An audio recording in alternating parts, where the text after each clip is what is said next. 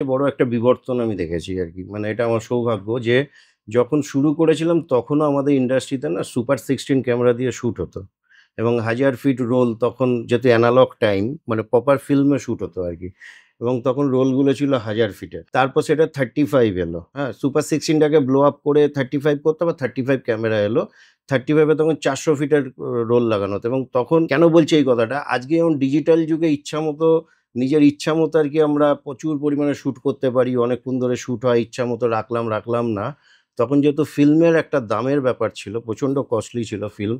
তো সেইজন্য আমাদের কিন্তু খুব মেপে শুট করা এবং আই জাজমেন্ট তখন তো এরকম আজকের ডেটের মতো মনিটর বা এগুলো ছিল না। মানে এখন যে একটা ক্ল্যামশেল আমরা দেখতে পাই বা একটা মনিটর বড় লাগিয়ে দেওয়া হয়, সেই জিনিসগুলো তো তখন ছিল না। তখন টোটাল মেকআপ জাজমেন্ট বলুন সবকিছু মানে যে ডিপার্টমেন্টের এক্সপার্টরা কাজ করছে তারা জাজ করত কিন্তু তাদের নিজেদের চোখ দিয়ে। তো আমাদের কিন্তু চোখটা ওইভাবেই তৈরি হয়েছে।